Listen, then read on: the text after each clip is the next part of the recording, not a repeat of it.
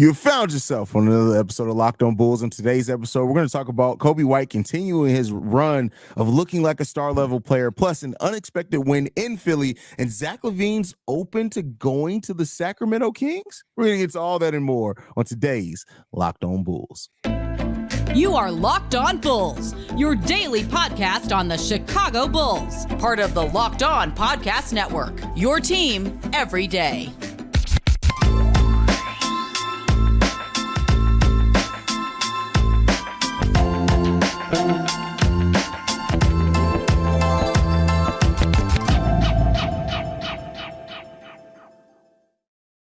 Thank you for tuning in to Locked On Bulls, member of the Locked On Podcast Network, where it's your team every single day.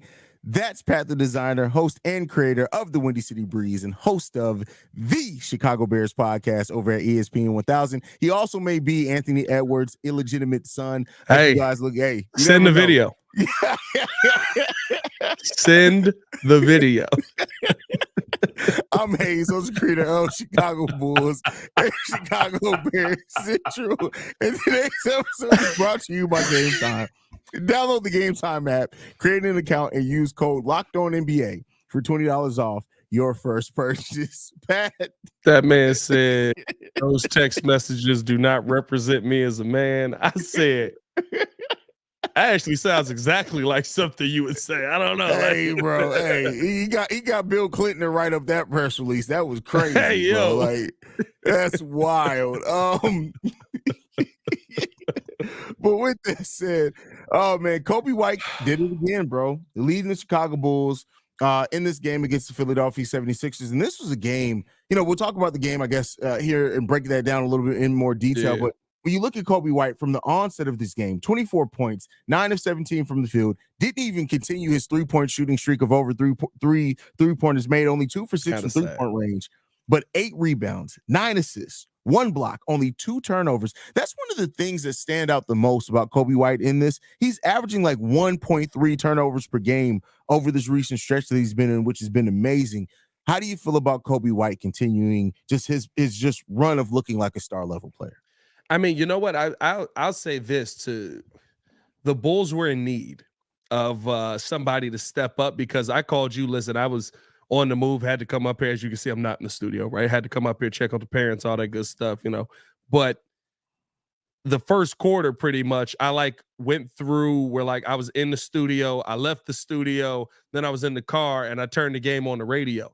That was the span of 3 minutes. And in that time, we went from being down 22-7 to being up 25-24, finishing out the first quarter with a dub. I had to go back and rewatch it when I got back up here because the barrage that Coby White put on was star level gameplay. And it's not to say that I think that, right? I love that it's continuing and we're moving towards this, but I'm not all in on Coby White's the star of this Bulls team moving forward for the long run. But when your team was down and needed somebody to do something, he picked up the mantle. And I mean, he put up you said 24 points on the night, right? 13 of that in the first quarter, 16 of that in the first half. Coby White puts you on a run that to me set the tone for your team for the rest of this game. I thought that Coby White was everything the Chicago Bulls needed him to be tonight. I love the way that he scores the basketball, and I love the way that he's allowing his teammates to get involved in this game as well. I think that there's so much that he's doing really, really well, and I hope that this continues. Now, there's something interesting that I know that you said that a lot of Bulls fans are going to either question or disagree with, and I want you to give you a chance to explain that. So you said you're not sure if you're in on Coby White being the piece that this Bulls team builds around. I don't want to paraphrase for you. Is that kind of what you're getting into? Yeah, pretty much, right? Because here's the thing. We've seen Coby White have a hot month. Now, never this hot. This is the best we've ever seen Coby White play in his career for the most part, right? But even Coby White talked about this. It's about consistency. Stars do it on a day in, day out basis. Coby White has done it on a day in, day out basis. I love the way that he's playing. I love how he comes out. And the one thing that I love about what we're seeing from Coby White is him growing as a leader into that role. I'm just not going to go all in and say, he's the answer. He's got it. He's the number one right now. Doesn't mean that he can't prove that to me throughout the season. Guess what? If we get into January, he's still hooping like this. We're talking about Coby White being an all-star. We're talking about Coby White being one of the best players in the NBA offensively, and what he's doing on the defensive end, adding to that, setting the tone for his team. We're talking about Coby White becoming a leader. Maybe then I'll feel more in on, Coby White being the number one or being the piece that you build around long term. But right now, I mean, how many guys have we crowned and said they finally figured it out? And then we get like a month and a half later and we're like, oh, well, maybe they didn't. Maybe that was just John a hot month. Salmon's had a great 3 months for the Chicago Bulls. Nikola Mirotic had a hot February every year he was for here. 3 years. Yeah. But here's the question I'm gonna throw back to you. So with adding a little context, over the last 25 games, there have only been 3 players that have scored more points than Coby White. To expect them to keep that up is ridiculous. That you wouldn't expect that from Coby White or really any player. You just don't expect for them to keep that run up. How much of this, though, as of right now, you said it, you give him a chance to prove you wrong and see if he can do it for the rest of the season. But right now, how much of this, if you had to put a percentage on it, we keep seeing from Coby White? I'm gonna be honest with you. We keep seeing 60% of the offense is great, right? I love the offense. The fact that, but like if the 3-point shooting stays, the consistency he's had from 3, right? Like he's up there with basically, who is it? Steph and Jalen Brunson, I believe, are the only as far two as that 3-point shooting, yeah. As far as 3-point shooting, yes, right. Like I love if that stays, the activity on the defensive end stays, and the leadership that he's exuding. Like I don't know if people saw it in that first quarter, but the Bulls followed him. It wasn't DeMar DeRozan. It wasn't Nikola Vucevic. This Bulls team started playing better when he woke up and was like, you know what? Okay, let me get that ball off for you real quick. This team follows him. Can he continue to be that leader? Can he continue to be that guy throughout the season? If he does that the rest of this year, maybe he's not the best player on your team. Doesn't mean he can't be the leader. How many times do we look at guys that aren't the best players on their team and we say, okay, but he's the guy that everybody follows, right? We live that here with Joakim Noah. Nobody would ever argue Joakim Noah. Well, I guess when people got hurt maybe, but like nobody for the most part, when everybody was healthy, would ever argue Joakim was the best player here, but you knew he was the leader of this team. I think that that's the part of Coby White's game that I'm seeing develop. I love that more than anything he's doing outside of everything else on the court, because we've had 3 years of players that can put the ball in the bucket. This is fact. DeMar DeRozan can score. Zach LaVine can score. Nikola Vucevic can score. You're an idiot if you don't think they can. We didn't have a leader. How much does a leader matter? We had Pat Bev did a team for 17 games, and all of a sudden we were able to win. 23 games. 23 games, and we won 17, right? Or something like that. I forget whatever it was. 14-9. 14. I close enough. I was close. You never forget that 14-9 that's ingrained in your brain. Because they kept talking about it all offseason. 14-9. It's just etched in my head for right now. 14-9. Kept being 14-9. But you saw an immediate change. Like Pat Bev just walked in the building and was like, "Hey, I don't know if y'all know this or not, but Zach LaVine shooting the basketball." And lo and behold, he shot the ball and it went in. Like if we can continue to see Coby White grow as the leader of this team, that would be the part of his game that I would love to see continue. And yeah, I said the same thing over on Central tonight as well, is that the thing about this, don't get me wrong, the scoring is impressive, the passing is impressive, the defense is impressive, and I love that. And the effort that Coby gives is impressive. But the thing that stands out the most to me is that I don't think anybody coming into the season, even for the people that were like, hey, Coby can score, Coby can do this, saw Coby turning into this leader. Like we talked about it last game against Miami Heat. He was the one on the sideline going off on guys down the stretch of that game to get everybody together. You said it in this game when Coby White stood up and was like, hey, man, listen, we're not finna do this. You finna go on a run thing against us again. Let me go ahead and drop a couple off on you. For Joel Embiid. Then Alex Caruso came in, didn't back down from Embiid too. The team started going the way that Coby was going, and that's the thing that stands out to me the most. We have not had a vocal leader on this team besides Pat Bev being here for 23 games for quite a while. If Coby White can develop into that leader, Listen, that to me is one of the biggest things that you can want, because as you move forward into whatever the next wave is, Zach could be gone, DeMar could be gone here by the time we get to the end of February. If those two guys are gone, but you have now a leader that helps establish that culture here for those new guys and helps when they come in and be like, hey, this is how we play ball. This is how you're going to have to execute. That to me is one of the biggest assets that you can get from this stretch of going on with the Bulls. Go ahead. No, I was going to say, I believe that's the part right yesterday when I asked you on yesterday's episode, yesterday or Friday's one of them, when I asked you, is this something that we can see a future on? Is this something where you say, I know the pieces I have, there's a future here? Coby White is a scorer. Can he be replaced? Maybe. I don't know. I like how he's playing right now. What I saw today out of Coby White is the guy that said, my team's in trouble. Let me put him on my back real quick. We haven't seen that, I mean, at all. And then going to him on the sidelines and being like, listen, we got to go. We got to wake up. You see him in the huddle, literally talking to Patrick Williams, talking to Ayo Dosunmu. We got to go. We can't sit here and wait for them to come back. And then they start to build on that lead. That's something that has long-term life. Yeah. For sure. Great points there.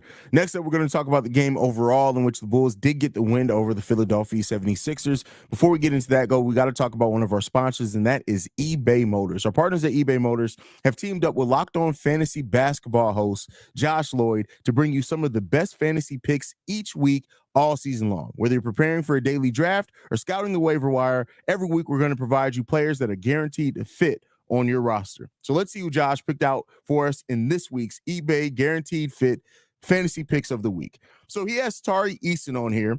Tari Eason still coming off the bench, but Ime Udoka continues to find the minutes. And when you look at the last little bit of stretch for Tari Eason, he's now going into 6 games in a row of scoring in double digits over that time. He's also shooting the ball over 50% from the field right now, which is really good. And taking a couple of threes for you, adding into that over 8 rebounds per game, a couple assists, but almost a block per game, and 2 steals per game from Tari Eason this stretch of time. So if you look on your fantasy team, Tari Eason is somebody who can definitely fill it up for you and help you get over that hump in your fantasy leagues. Now, Josh Lloyd from Locked On Fantasy Basketball is going to help you win your fantasy championship, and eBay Motors knows a championship team is all about each player being a perfect fit. Same with your vehicle.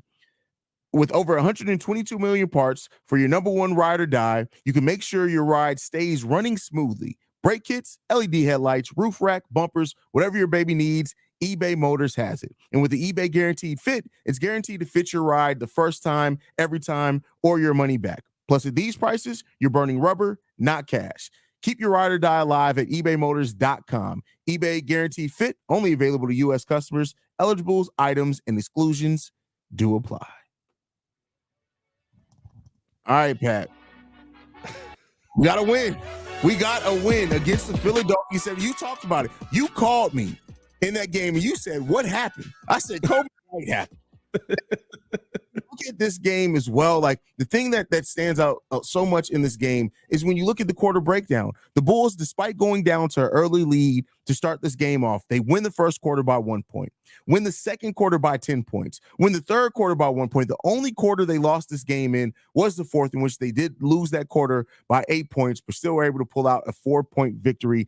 This was the balanced attack as well that we have not seen from this team in quite a while, right? We've seen bits and pieces of flashes with that.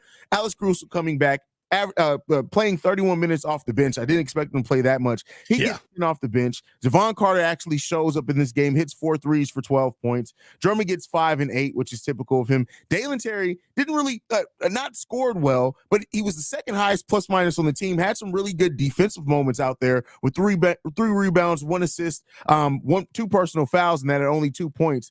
We talked about Coby White's 24. Nikola Vucevic with 23 points, 8 rebounds, going 10 of 18 from the field, and then 15 from DeMar, 13 from Pat, 4 from Ayo Dosunmu, but Ayo did a lot of good defensive things tonight in this game. How did you feel about this game overall, Pat? I mean, for me, right, I look at the bench unit. The bench unit to me came out, and of course Coby White, right, dominating early on, but that bench unit to me came out and really set a tone defensively once the Bulls did gain a lead. And like you said, right, it didn't when you see Ayo Dosunmu with 4 points and Dalen Terry with 2, it didn't feel like that.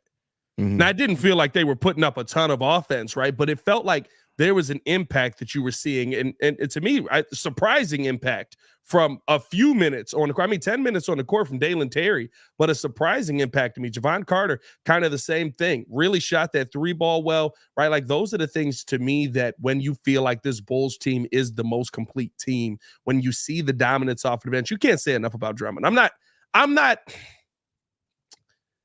I like that Billy Donovan went to Drummond as much as he did in this game, but there's got to be more minutes for him. You see an impact with him defensively every game. I'm not saying he's out there. We know what he's going to give you if he's playing 30 minutes, right? He's putting up 27 rebounds. 20 of them are him missing off a layup, catching it on the other side and putting it back in. But you have to find a way to utilize, to me, Andre Drummond more, especially in those down the stretch moments, especially in those key moments where you can't give up second chance buckets. And we're not seeing that a ton. But the minutes that he does play, I'm not going to lie to you, bro. Like, is he the best backup center in the NBA? Andre Drummond? He might be the best backup center in the NBA. Yeah, I mean, other than DeAndre Ayton, which he's a starter, but, it is what it is. Andre Drummond is more impactful on the court in a backup role than DeAndre Ayton as a starter. Yeah, it's pretty accurate there. Like, it's the Ayton shot was crazy right there. Where's Kofi at? You telling me Jesus Christ can't teach a post move? But no, at the end, if you've been rocking with us that long, bro, that was a great episode. Bro, that was right. What was that? Less than 20 episodes in? Hey, bro, we had a month, bro. We had Kai Soto and Kofi Coburn, bro. We was getting crazy. Cooked. We was getting cooked by everybody, bro. We still get a random comment on that video from time to time, bro. Hey, we got called racist. Said, y'all just hate him because he's Filipino. I was like, I love Jordan Clarkson. Like, I don't know. But no, I love how this Bulls team came out and played a complete game. And I mean, they got punched in the mouth, I'd say 2 or 3 times in this game. And every time, again, we go back to what we're seeing from Coby White, the leadership, timely buckets, timely passes, good job assisting, right? Finding guys open, making the hockey assist, the ball movement. This is a Bulls team that I'm not going to say that they're going to be this perennial, like this is the time where there's going to be this elite playoff run. But I'll tell you this, these are the teams that develop throughout the year that teams don't want to see in the playoffs. Not because there's this overwhelming worry that they're going to go on a championship run, but don't nobody want to play a team that's going to make them work this hard. And they just made Philadelphia work. Yeah, and that when you can see, like, when we play as a team and just attack as a team, we out rebounded them, I think, by 1 in this game. We also, points off turnovers, we won that battle. We forced more turnovers than we turned over ourselves. Those are all things you look at and you say, hey, man, like that it's like that annoyingness, right? That factor of annoying a team and just being like, hey, we should be able to put them away, but they ain't going away. Yeah, that's an underrated factor in this. And so the heart that this team's playing with right now, they're going to find themselves in a lot more games than they're going to find themselves out of, at least hopefully. And then keep in mind, we're still missing a key part of that bench unit in Torrey Craig. So yeah.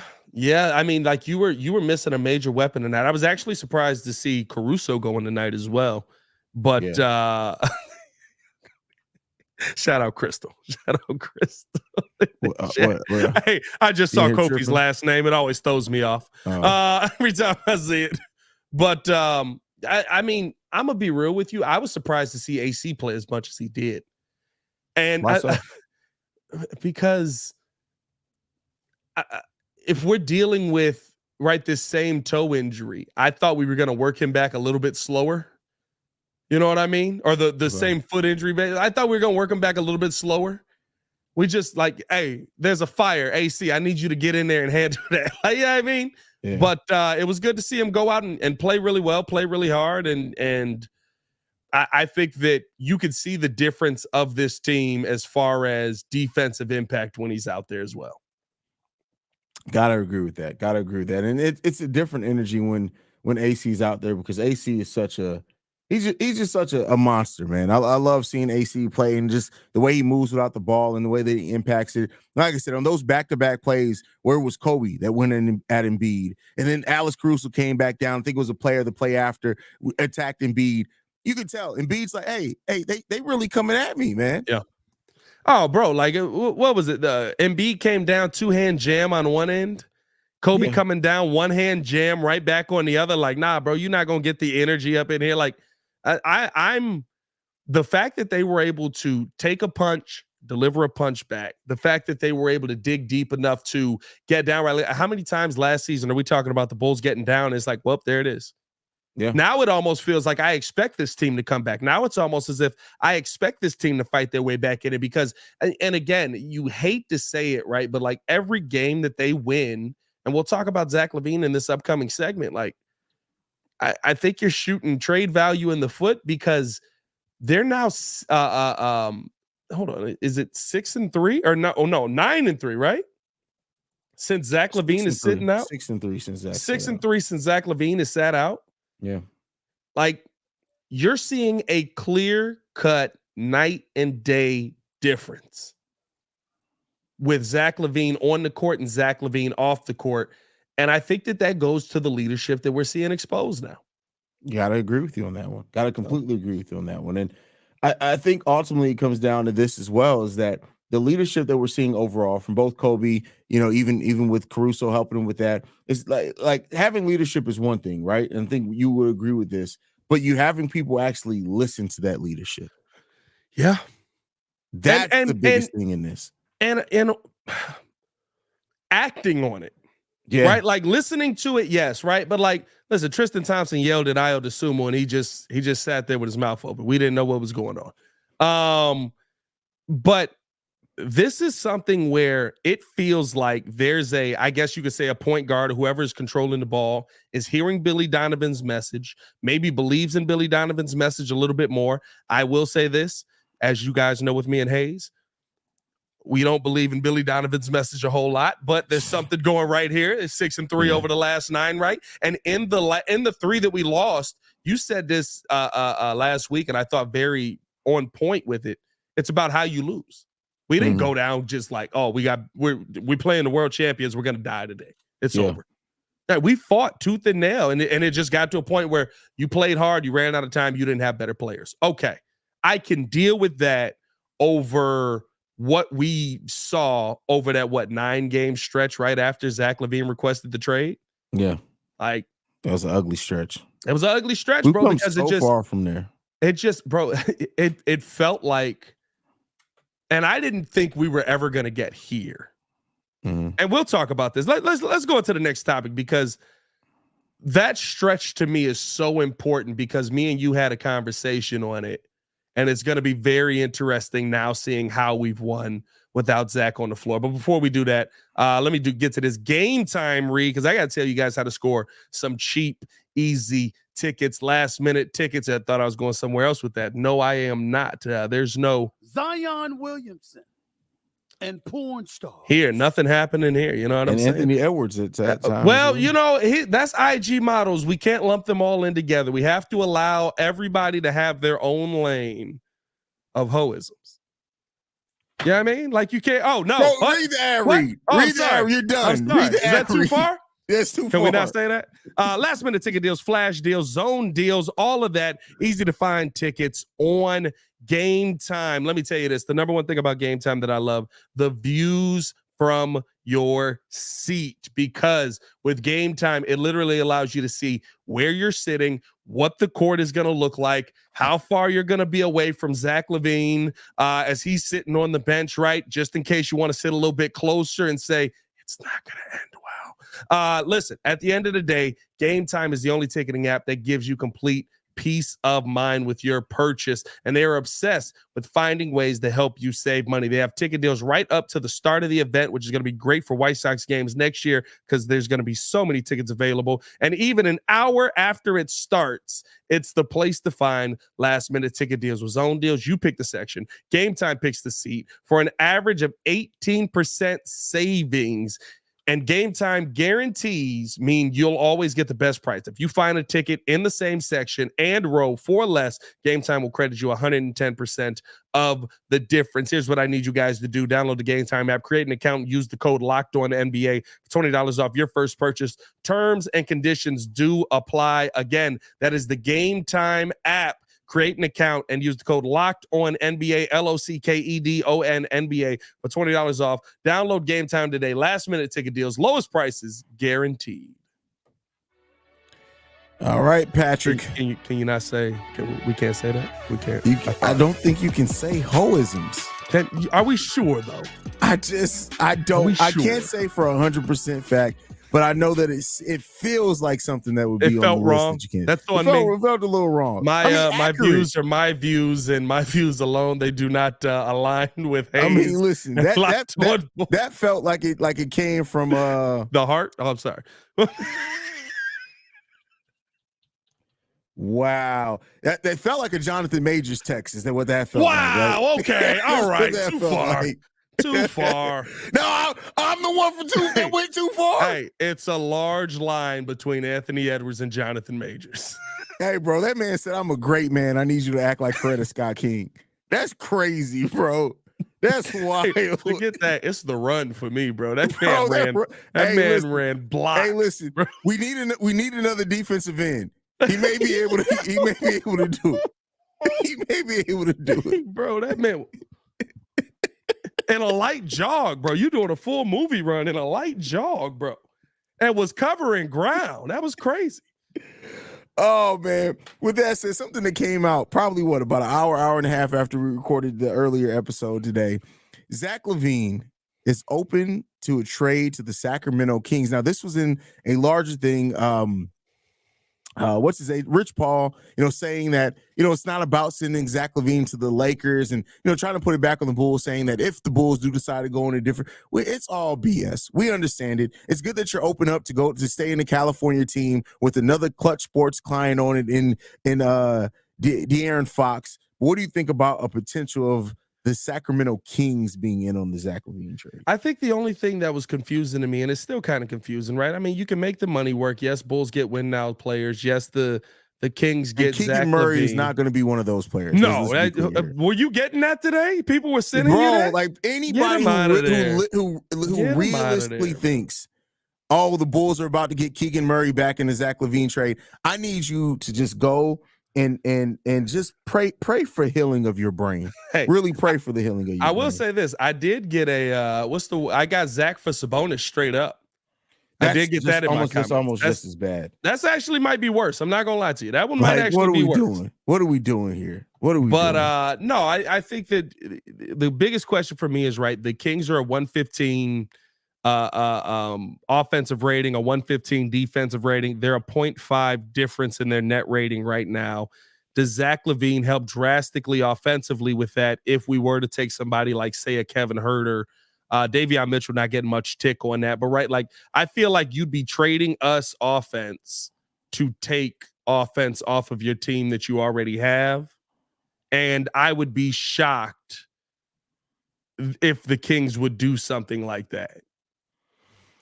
Because you're going to have to send us legit players to make the money work. They don't have enough players on the team that make enough money. Harrison Barnes kind of, but like. Well, I mean, they can make the money work with like I said, it take 3 players. So theoretically, right. And I'm not saying that this is the framework of a deal. I'm just going over how they can make it work as far as the money wise. So if we're looking at them, Harrison Barnes gets you $17 million there. Kevin Huerter, that's $15 million. That's $32 million. It gets you part of the way there. So at that point, if you're looking at a Malik Monk, I don't think they'll be willing to throw him in. Nope. Davion Mitchell, I think Davion Mitchell will get you close enough to where, because it doesn't have to be exact to where the difference is within, what is it, a 5% difference? I think it get you within that. So theoretically, those 3 players can get you there. They have their own first-round picks in 2027, 28, and 29. You have to skip years, so theoretically they can trade 2027, 29, or 2028, 2030. But that's theoretically the framework of a deal. You're not getting Keegan Murray. Yeah, Malik Monk is a possibility depending on how they look at the offense. Now, I do say this, and this is something I said over on Central. If they send 3 players, that means that we have to send 2 players back. And they could theoretically try to get Torrey Craig in that as well for the offense defense. I mean, listen, I guess if you're sending me, right, like if you're sending me long-term help with Kevin Huerter, who signed a new deal under them, I believe. Harrison Barnes is Harrison Barnes. He's going to be what he's going to be. I get right. Like, all right. Playing okay this season. He's Harrison Barnes, right? He's the player that he's always been. I'm fine with that coming back. And then I guess the risk you're taking is right. If they're sending you draft capital, that's cool. But the risk you're taking there is Davion Mitchell. How do you play Davion Mitchell? Where does he fit? Yeah. I mean, he's like a 5'11" point guard that does not shoot at an elite level or has not shot at an elite level. And has not gotten the tick to shoot at an elite level for most of the time, right? Like, I get it. He's played a couple of times. I think he's played both times we played, and he's played pretty well versus the Bulls. But outside of that, like, I don't know. Like, I don't know why Sacramento would make that deal. We're giving you a pick. We're giving you, I guess, a solid defender. In Harrison, is he still a solid defender? An okay defender? Okay. He's a serviceable defender. I think that's the right word for it. 10, 11 points a game. And Kevin Huerter's three-point shooting ability for Zach LaVine, who is an okay defender, probably on the same level as Harrison Barnes. No, Harrison Barnes is still a better defender than dang, that's tough. I was giving him some credit for the work he was putting in. I was giving him some credit, and 3-point shooting for Zach LaVine. And, I mean, pure scoring ability. I don't know why Sacramento would do that. Now, if AK can convince them to do that, sure, let's do it. Like, I don't know. I mean, and I think it's like they would have to really be high on the pairing of De'Aaron Fox and Zach LaVine. They would have to look at that pairing and think that even if that means that they have to go in and try to find defense next offseason, they could do that. I also see Eco Bean in the comments saying that Zach won't be traded until no, Zach LaVine's going to be traded this year. Well, I saw that. Didn't Casey Johnson talk about that as well, though? I saw that in an article as well. If the trade value for Zach is that low, but then at that point in time, I mean, it's a theory. It's something that can happen. I just don't think it's necessarily likely. If it gets to that point, you're talking about, if it gets to the points where AK and Eversley, because I mean, a team, you got to match more money if you do it in the offseason because Zach LaVine's contract goes up. So that you got to match more money. It doesn't go down. And the trade kicker is still kicking in. That's an even higher trade kicker because it's based off percentage, not a flat rate. So that means the Bulls would have to pay even more into that kicker for Zach LaVine. I just don't necessarily see those things being what they're trying to do on a franchise that keeps trying to avoid paying more money. So let me ask you this. Are we to a point where you're just taking a deal to move on from Zach? And the reason I asked that is because me and you talked about, we remember Zach was still playing and the Bulls were playing horribly. And we had the conversation on the podcast on what is this team going to look like when Zach finally leaves? And I said, I would almost bet you that they're going to start playing better because I think that they genuinely like Zach and they dislike the fact, like they're sad that he wants to leave. And so we saw the game taper off. When you removed Zach from the equation, all of a sudden we start seeing guys develop. We start seeing guys move in the right direction. We see Coby White take off. Patrick Williams, for whatever it's worth, has looked the best that we've seen him over an extended period of time. Defensively, playing the passing lanes. DeMar DeRozan seems like he's kind of fitting this role. Yeah, a little bit ISO too much tonight. A little bit more of the ISO DeMar. I don't know if he's just getting more healthy and he's back in, but like, are we at a point now where you look at your team and you say, this team has gone so far the other direction without Zach LaVine here, we'll just take a trade for whatever we get? I don't think so, only because, and the reason why I'm going to fight back on that is to say that I don't think we're at a position franchise-wise we could take a trade just to get him out of here because you still need something back forward. Not that at that point, like, to get nothing really back of note for Zach LaVine, and don't get me wrong, I know the value is never going to be as high as what it was last trade deadline. Right. I just don't think that this Bulls team can afford to do that. I don't think we're in that position. Maybe AK and Eversley view it differently because even with the steps that Coby and Ayo and Pat have taken, it's still not to that level to where I think you can just say, all right, bet, we're just going to get him out of here. And we're going to be okay after that. You still want to recoup something back for investing what you invested in Zach. Are we in a position to win a trade though, or even break even? Well, you're not going to win. We're not going to win the trade. It's not about winning. I don't even know if we're in a anymore. position to break even on a trade, right? Like, say we wait and we trade with the Lakers, we get D'Lo, Rui Hachimura, and Jalen Hood-Schifino. Like, I'm just like, all right, I got Rui. I like D'Lo, but I don't know where D'Lo fits on this team, right? Like, I feel like I just get more questions. Yeah, I mean, like, or if we trade with the Kings, like, I don't know if we win in any, or we feel like we win, I should say, in any situation. Well, listen, I'm sure the Bulls didn't think they lost trading away Bobby Portis. They did. Yeah, well, and that's the thing. Any trade that we do initially is going to feel like a loss.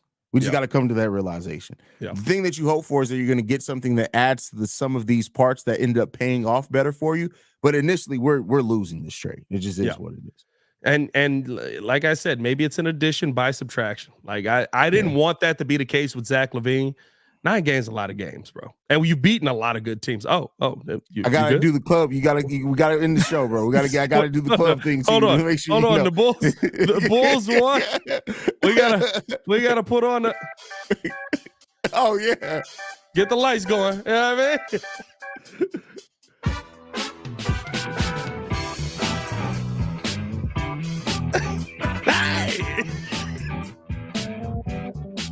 Good God.